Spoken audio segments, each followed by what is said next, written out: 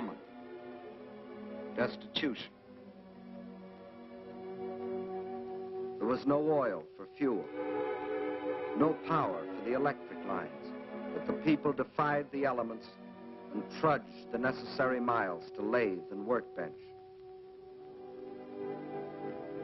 The pipes froze, water was shut off, so they dug holes through the streets until they could get to water.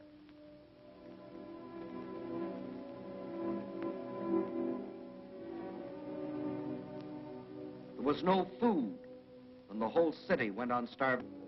A factory worker got 8 ounces of bread a day.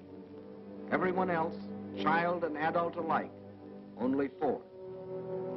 And to keep the dread enemy of disease from stalking the streets of their city, an army of women worked with shovels, worked with picks in those streets every day, clearing away the rubble, the refuse, the sources of contamination.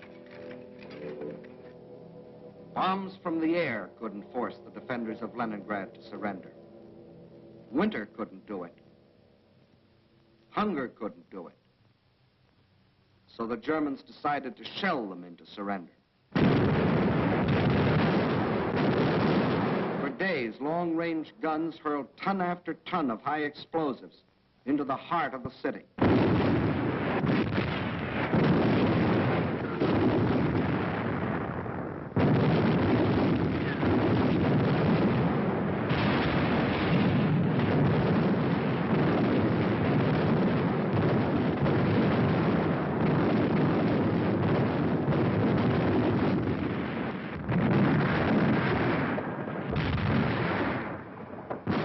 The more the people of Leningrad were shelled, the harder they worked.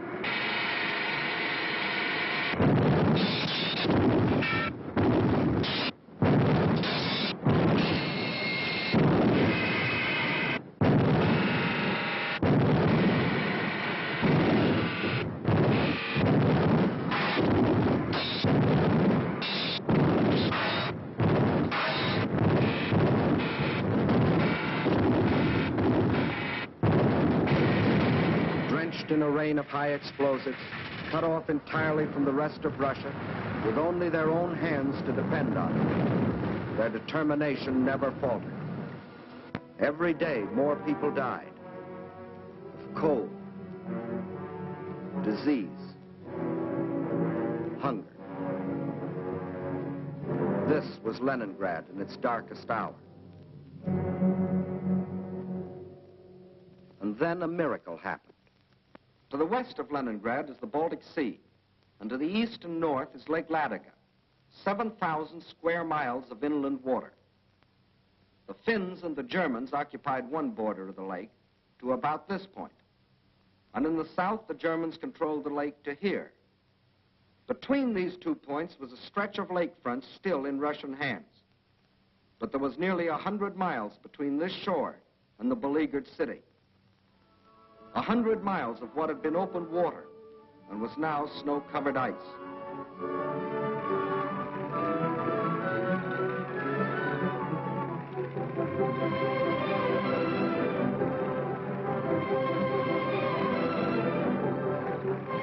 Across this frozen surface now went tractors, sledges, carving a road across the lake. And soon across this highway, from the far side of the lake, poured a stream of trucks, bringing in food, oil, grain, fuel, truckload after truckload of fresh life for the people of the city. Too late, the Germans discovered that they had left one avenue of rescue open.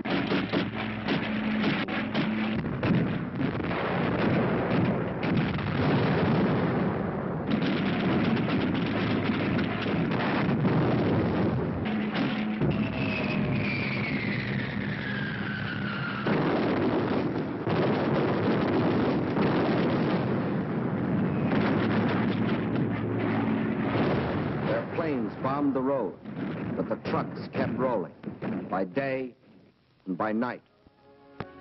the lake highway remained open. And soon more than trucks would reach the city, for the Russians were now laying a track across the ice.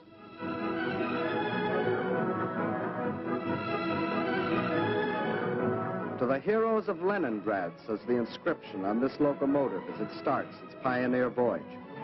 From the far shore of the lake, it brings food, medicine, supplies of all kinds.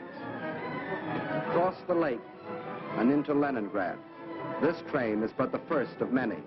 Trains that not only brought in supplies, but that could take out the wounded, the sick women, the half-frozen children.